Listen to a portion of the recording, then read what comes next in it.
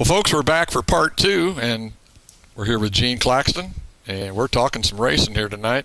42 years, over 300 wins. Man, what a career. Let's move on. In 83, we were just talking about 83 there in part 1, but in 83, you get a trophy from, I forget who you mentioned, somebody, for getting your 100th career feature win. And can you tell us a little about that? Yeah, John Jones, a promoter at Lakeside, he gave us a real nice trophy for our 100th feature career win. Yeah. Man, what an accomplishment. And that, let's see, that was in 83 and you started in 66. What's that? 17 years? So 100 feature wins in 17 years. Okay. In 84 through 91, you compile 10 track championships. 85 through 87, a little story that I think might be interesting for people out there. How about the Bayou Seafood Company? How did that deal come about? A friend of mine I grew up with wanted to sponsor us and helped us out getting some good motors and some better race cars and made a big difference. From what I remember back in that day too, man, it was a pretty impressive hauler you had too. Was he behind that, or? Yeah, he bought the trailer and I bought the truck, and it was I think it was a 38-foot enclosed trailer. And man, what was that? 83? Yeah. Man, that was some that was some big equipment. Yeah. I mean, a lot of those didn't come along till later. And a lot of people had enclosed trailers, but it was mostly the people that had good sponsors. Yeah, it's hard to do on your own. Well, now during this period when that was going on, was that the time when you were doing some racing outside of Kansas City? Yeah, we were following that NASCAR series pretty good. Back then, it was on a total number of wins. I think they didn't.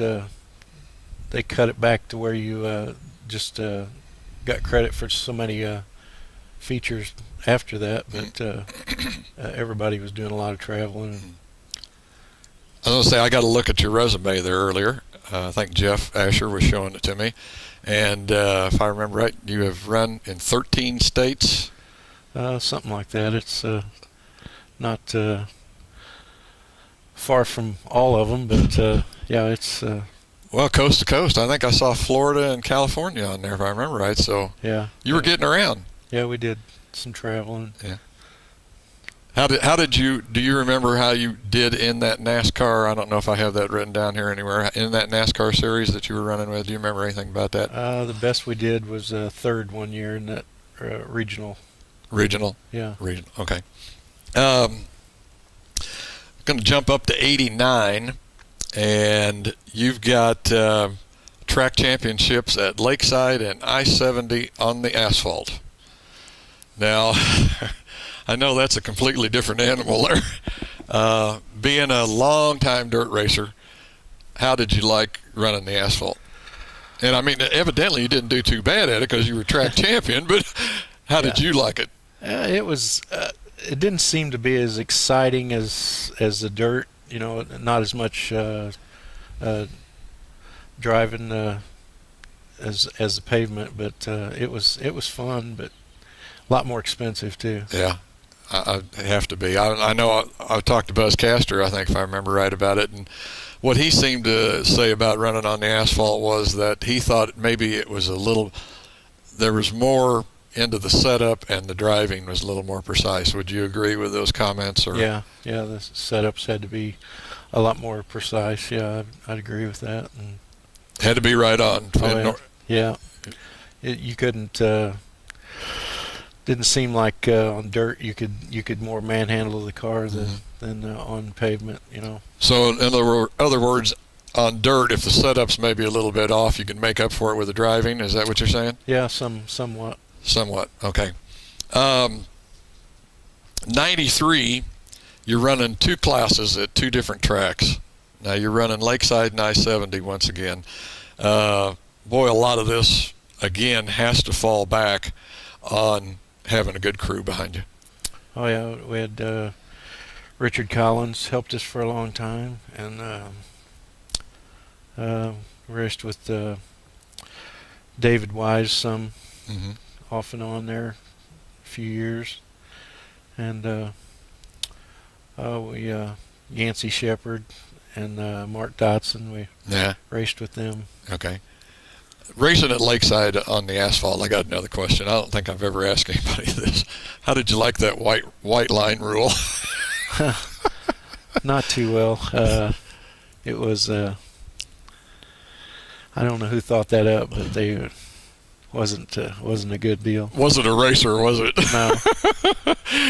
I will have to say it seemed like it was some good racing because it was so much side by side, but the way the rule worked, I'm trying to remember, you had to have a car length lead or something to change lanes or something. I can't remember. It was really a kind of a goofy deal, but it was some good racing. Yeah.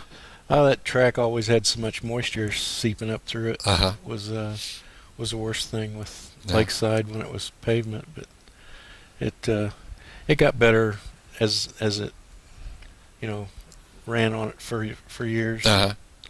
And I think the cars got better too, with running pavement more. Well, also, is that around a time when a lot of the suspension changes were coming in modified racing? Because the late models, I think, were already pretty well progressive, but later on, the modified started picking up a lot of the suspension, especially in the rear, didn't they? Of what some of the late models were running. Yeah. Well, tires mean a lot on pavement too. It's getting a good tire. They tried running those IMCA tires for a while when they first started running pavement, but that didn't work too good. Not a good tire for pavement. No. Okay. In '99, though, this brings some changes to your career as far as competition goes. And you kind of start jumping into IMCA, and there again with Mark Dobson, Yancey Shepard. But you still, even though you're, like I say, making some competition changes, you're still winning championships. And I think in '99 you have championship at Cameron and Savannah. And I made it up to Savannah a couple of times. And, boy, what I remember, was that a really rough track? Yeah, it was always pretty rough. It had a lot of, I don't think they graded it many times.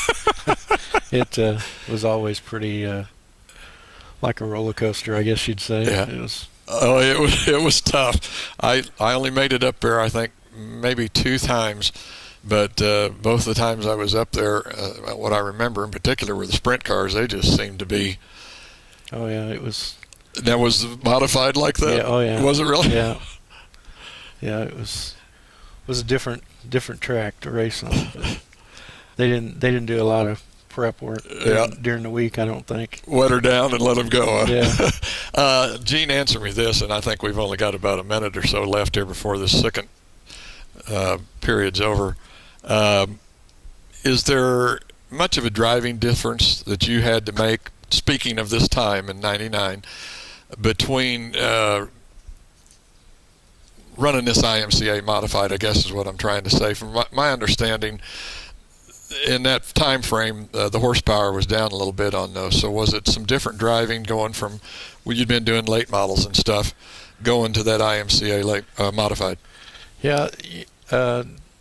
You didn't have as near the horsepower you do nowadays, but you didn't have the suspension either. They've come a long ways, and they kind of grow together. All right. You got to have one, you got to have the other. So Yeah. in other words, you can have that big motor, but if you can't get it on the track, lay that power down, you're not going anywhere. Doesn't do you much good. Doesn't do any good. Okay. Folks, we're getting down to where we're getting pretty close to the end of the third section here. So I think we're going to go ahead and cut it off, and we'll be back with Gene Claxton for part 3 here in just a minute.